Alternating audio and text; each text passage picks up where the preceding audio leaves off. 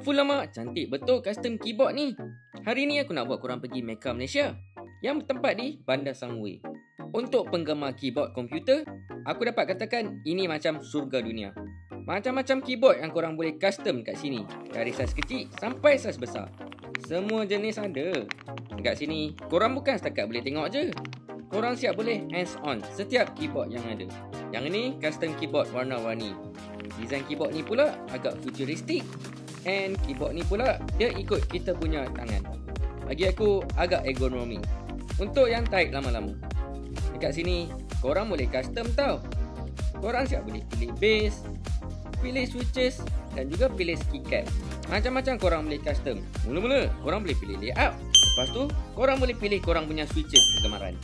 And last sekali korang boleh pilih keycap korang. Macam-macam design and warna ada. Dekat sini pun korang boleh hands on tau setiap keyboard. Misalnya aku terpegun dengan keyboard ni, siap ada skrin. Korang boleh bawa ke belakang and dia ada sediakan PC untuk korang plug and play and hands on setiap keyboard yang ada. Dekat sini korang boleh testing betapa sedapnya keyboard yang korang pilih. And korang boleh buat typing test juga. So tak adalah datang kedai and tengok je. Kat sini korang boleh experience sendiri. Aku siap boleh pilih keyboard mana yang paling sesuai dengan aku.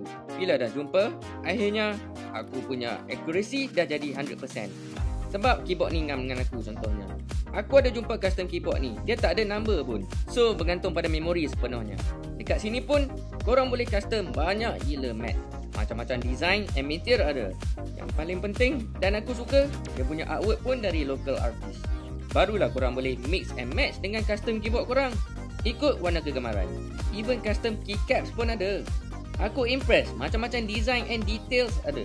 Untuk promotion kali ni, let's say kalau korang datang terus ke Mecca Malaysia dekat Bandar Sangway, korang boleh dapat diskaun untuk keyboard pre-built dari Melgit Mojo 68. Yang ini warna neon, cantik betul purple dia. Ini pula plastik original untuk yang sukakan minimalist and clean. Kali tengok macam candy warna dia.